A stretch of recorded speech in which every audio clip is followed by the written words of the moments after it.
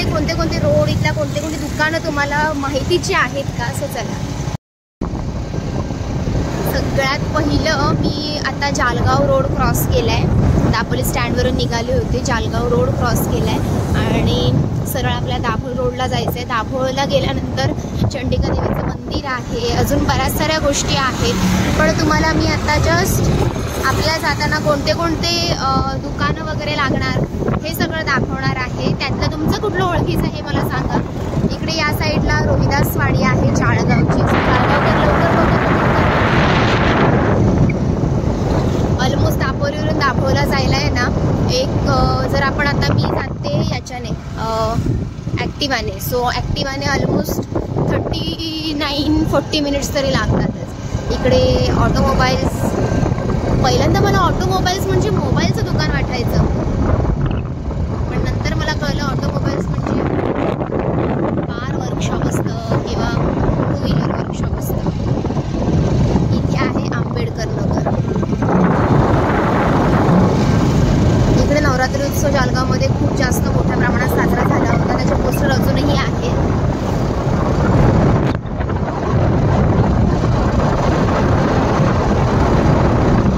आणि तुम्हाला माहिती आहे का, हे एवढं सुंदर वातावरण दिसतंय ना वरती, ढगाळ वातावरण. तर थोड्या वेळापूर्वी पाऊस पडून गेलाय आणि विचार करा तुम्ही, दिवाळी होऊन गेली तर सुद्धा पावसाचंच वातावरण आहे, पण त्याच्यामुळे इतकं सुंदर दिसतंय ना. बघा ना किती सुंदर ढग उतरून आले आहेत वरून. इकडे हॉटेल आहे, पाहिजे तर नक्की कमेंट करा.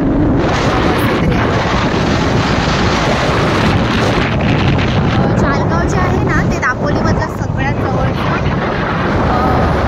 सिटी आहे. साऱ्या प्रमाणात इकडे श्रीशैल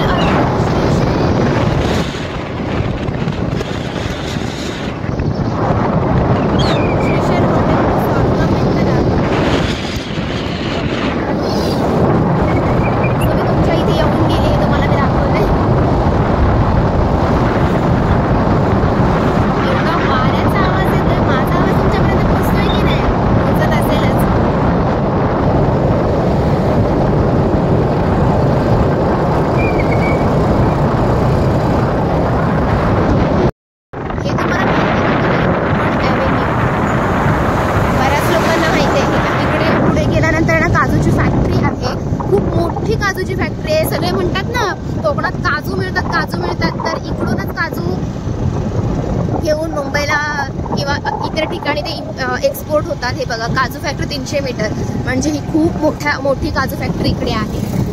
आणि दापोलीमध्ये खूप साऱ्या काजू फॅक्टरी आहेतच आहेत, त्यापैकी सगळ्यात मोठी काजू फॅक्टरी इकडे आहे या रोडला. काजू फॅक्टरी फ्री फॅक्टरी टूर.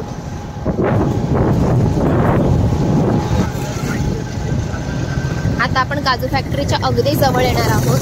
मी तुम्हाला पूर्ण आतमध्ये घेऊन नाही जाणार, पण तुम्हाला एक गोष्ट फक्त सांगेल की जी काजू फॅक्टरी आहे ना तिकडे म्हणजे फॅक्टरी टूर आहे ना ती फ्रीमध्ये आहे. म्हणजे तुम्ही आतमध्ये जाऊन बघू शकता पूर्ण ती फळ प्रक्रिया कशी होते, या सगळ्या गोष्टी. ही बघा काजू फॅक्टरी, आणि ही फ्री टूर आहे. हा, तुम्हाला कधी यायचं आहे, बघायचं आहे, तुम्ही आतमध्ये फ्रीली जाऊ शकता, कोणतंही पे करायचं नाहीये. आणि एक अगदी योग्य दरात इथे तुम्हाला काजू मिळतील. ही पूर्ण काजू फॅक्टरी आहे.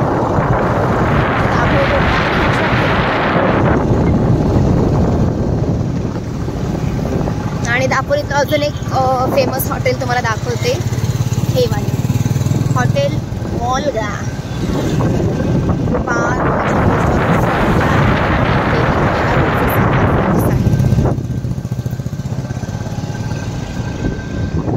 कोंबडी वडे खायचे 229 हॉटेल फेमस आहे, त्यामुळे तुम्हाला मी जस्ट सजेस्ट केलं. कधी या रोडने आलात, खावंसं वाटलं तर नक्की खा. बघा त्याचे पोस्टर कुठे कुठे लागले. Family restaurant, lodging, bar, rooftop and all सगळंच.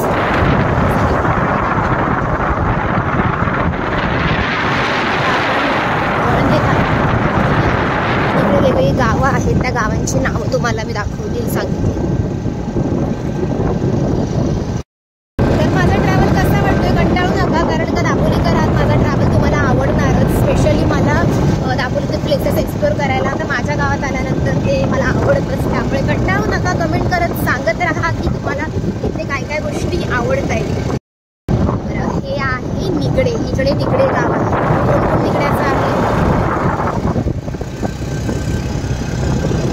जाताना वाहने थोडी सावकाश चालू, सो वाहने सावकाश चालू.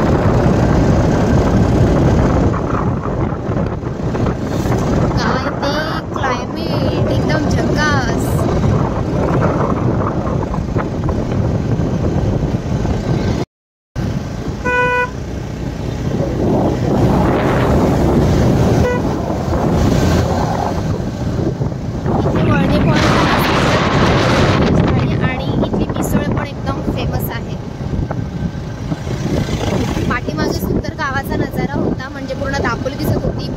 घेता आलं नाही कारण का वळणं खूप आहे.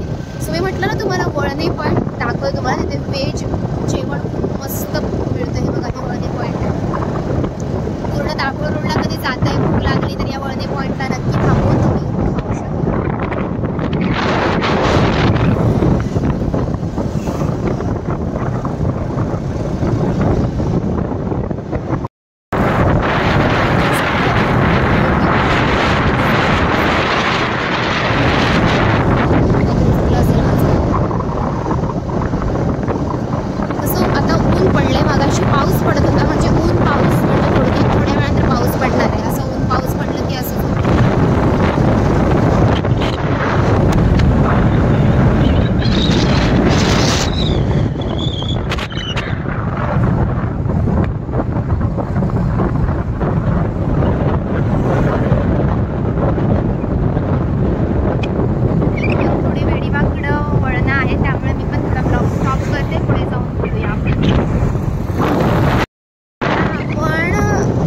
ऑलमोस्ट नांटेगावला.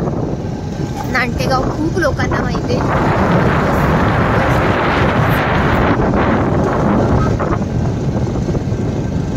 थोडी वळण आहे दोनदा आता आपल्याला, आणि यासाठी दाखवलं की नांटेगाव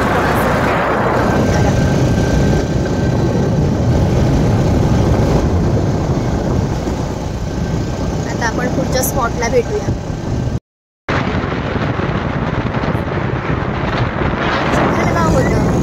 सगळ्यांना सांगते, दापोलीमध्ये अनेक महान रत्नांचा जन्म झाला. त्यापैकी लोकमान्य टिळकांचा जन्म चिखलगाव येथे झाला आणि हे चिखलगाव आहे बघा.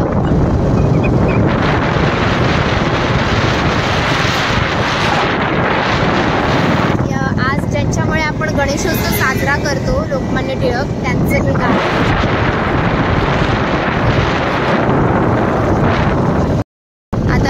अजून एक चिखलगाव मधलं एक मस्तपैकी प्लॉटिंग दाखवणार आहे. कोकण ट्रेल्स. हा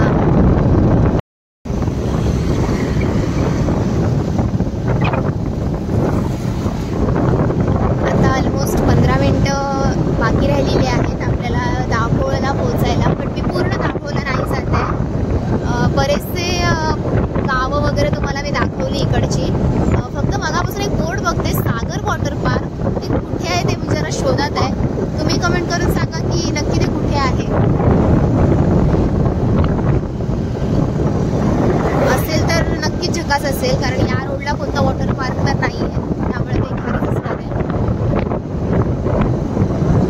चला, आपण आता कदाचित डेस्टिनेशनला गेल्यानंतरच बोलू.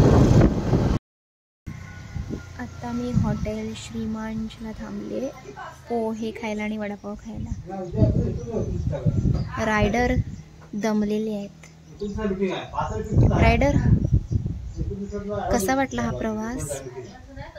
रस्ते एवढे खराब आहेत की दापोलीचे रस्ते कोणाच्या आमची दापोली रस्त्याबद्दल सगळी दापोली करत बोलतात. हा मग आहे मग ते डेव्हलपमेंट करणार आहोत आम्ही पण शेवटी आमच्या दापोलीमध्येच येता आपण टुरिझम करायला. जास्त भारी ट्रॅव्हल झाला माझा. मस्त क्लायमेट होतं आणि मस्त वाटलं. बरीचशी गावं पण बघायला मिळाली, बऱ्याचशा गावांची नावं बघायला मिळाली. खूप साऱ्या प्रॉपर्टीज होताना दिसल्या मला. म्हणजे काही कालावधीनंतर इथे खूप साऱ्या बिल्डिंग बनतील, पर्यटन वाढेल आणि कोकण नाही मला बोलायचं याच्यावरती काही वक्तव्य करायचं नाहीये. पण चला ठीक आहे. कसा वाटला हा ट्रॅव्हल ब्लॉग नक्की सांगा. यापैकी कोणती कोणती गावं तुमची होती तेही कमेंट करून सांगा. व्हिडिओ आवडला तर लाईक करा, शेअर करा, सबस्क्राईब करा. भेटूया पुढच्या ब्लॉगमध्ये. तोपर्यंत बाय बाय, धन्यवाद.